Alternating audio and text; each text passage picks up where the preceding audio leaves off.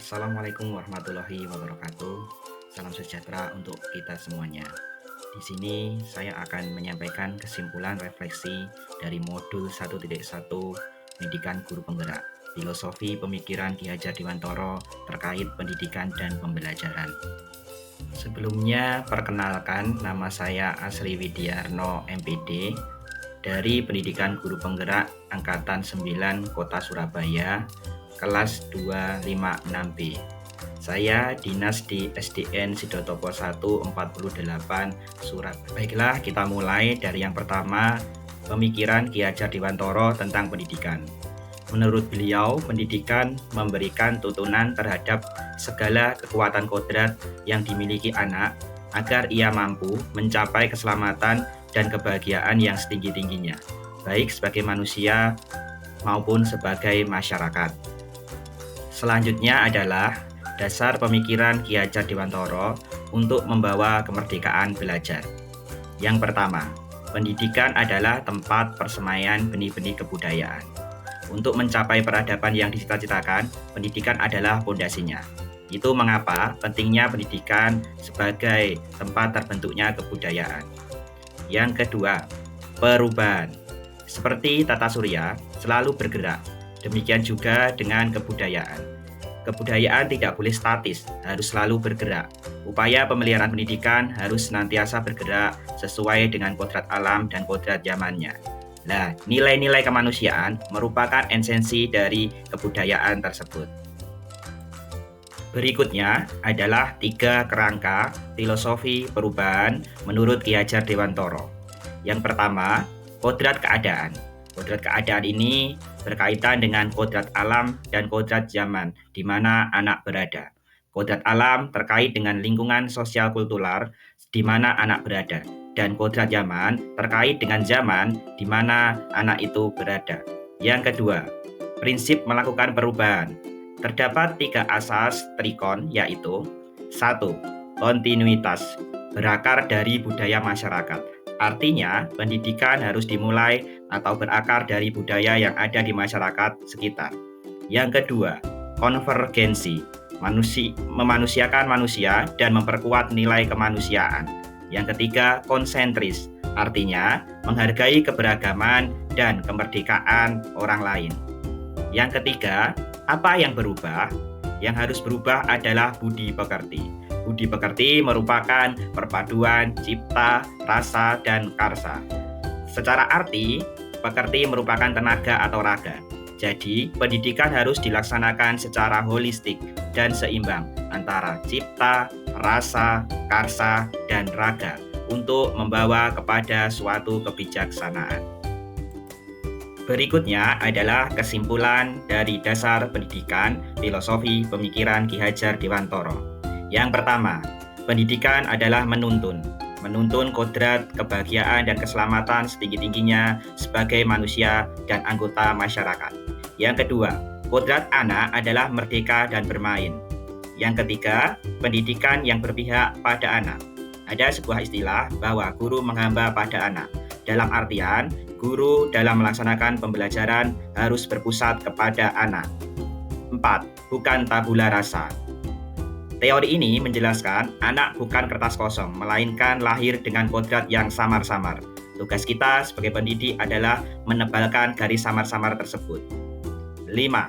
Budi pekerti, perpaduan cipta, rasa, dan karsa, dan tenaga sehingga menimbulkan semangat. Semua ini harus seimbang untuk menciptakan keselarasan hidup. Yang keenam, diibaratkan sebagai petani. Guru adalah tukang kebunnya, tukang kebun kehidupan. Bagaimana guru menciptakan kondisi dan memfasilitasi anak dalam proses belajarnya sesuai dengan kodrat keadaan mereka.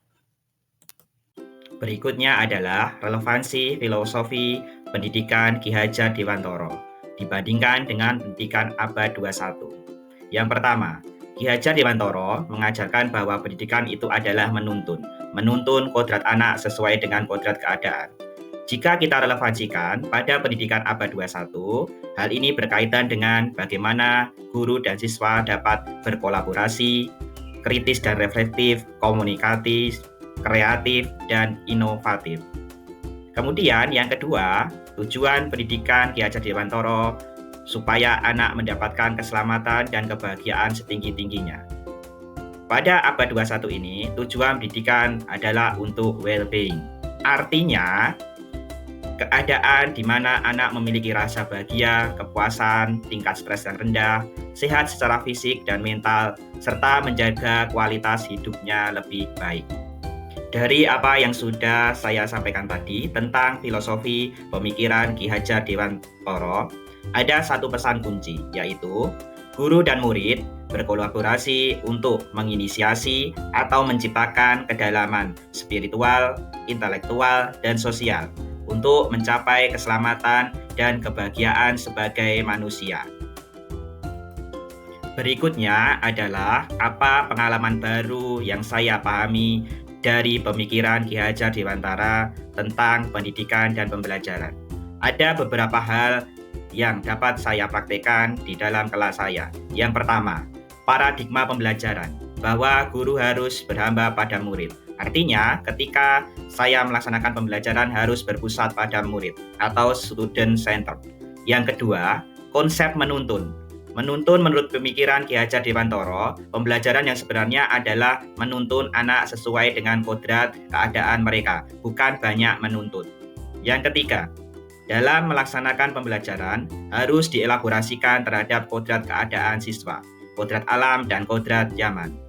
Yang keempat, pembentukan karakter melalui pendidikan budi pengerti. Ada istilah banyak bermain, banyak belajar. Bermain merupakan salah satu sarana untuk membentuk budi pekerti.